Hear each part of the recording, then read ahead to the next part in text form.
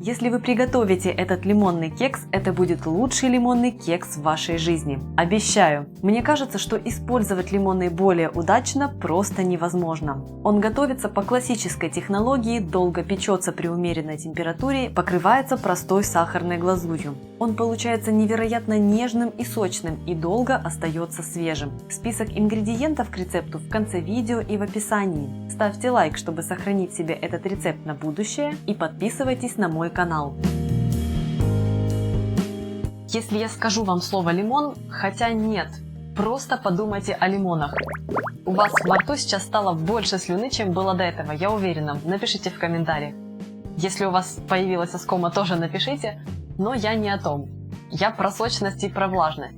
Сухой кекс, в который просто добавили лимонную цедру, не может по-настоящему называться лимонным. Это мое стойкое убеждение.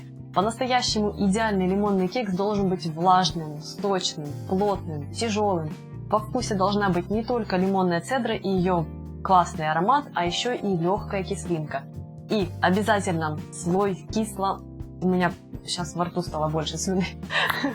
И обязательно слой кисло-сладкой лимонной глазури сверху. Именно таким и должен быть идеальный лимонный кекс. И именно такой идеальный кекс мы сегодня и будем готовить. Меня зовут Галина Артеменко, поехали! Для теста возьмите 2 лимона, 250 граммов размягченного сливочного масла, 300 граммов сахара, 120 граммов кефира комнатной температуры и 5 яиц, тоже комнатной температуры, 375 граммов муки, щепотку соли и 8 граммов разрыхлителя. Сперва подготовьте героев рецепта. Хорошенько помойте лимоны и снимите с них цедру на мелкой терке. Идеально подойдет терка такой формы, как у меня. Она снимает цедру тонко, не задевая белую часть кожуры. Сняв цедру, разрежьте лимоны напополам.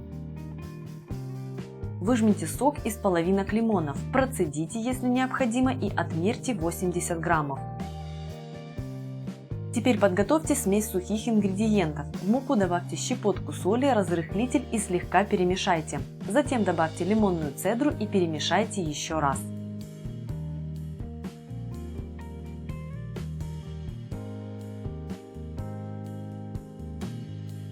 Основа. В глубокую миску отправляйте размягченное сливочное масло. Всыпьте к маслу сахар. Перемешайте смесь, чтобы сахар смешался с маслом. Далее нужно будет взбить эту смесь миксером, и если предварительно смесь не перемешать, то скорее всего сахар начнет рассыпаться вокруг, что определенно усложнит уборку.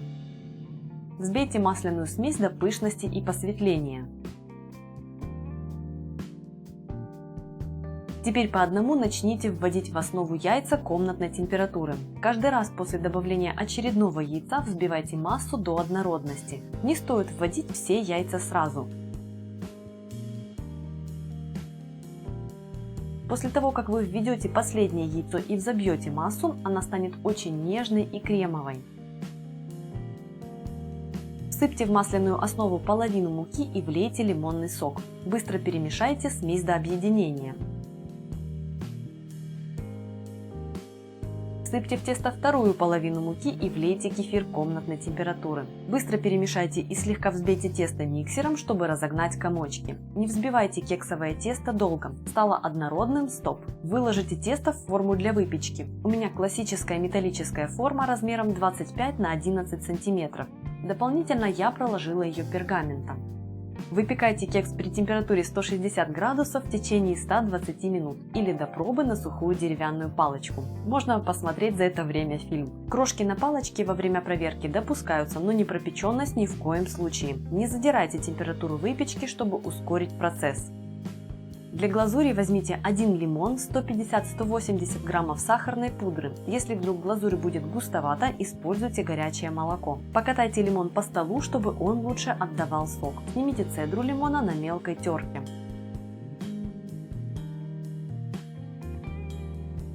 Разрежьте лимон напополам и тщательно отожмите сок. Процедите, если лимон костлявый, как мой.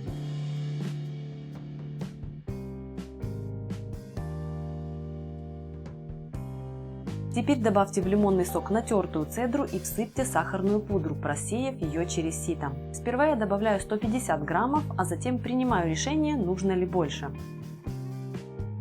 Добавив пудру, тщательно вымешайте глазурь растирающими движениями, чтобы она стала полностью однородной и гладкой, и комочков пудры в ней не осталось. Если глазурь получится жидковатым, добавьте еще пудры. Если густоватым, понемногу введите горячее молоко. Она должна быть вот такой, как на видео.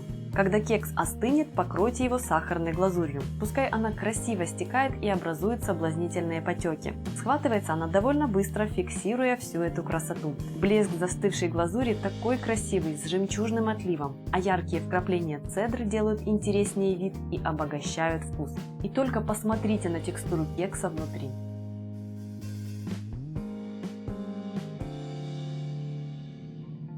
Ставьте лайки, если любите влажные кексы и если мое видео вам понравилось. Если любите сухие кексы, пишите об этом в комментариях. У меня есть один здоровский рецепт специально для вас. Я его обязательно сниму, если вы, конечно же, этого захотите.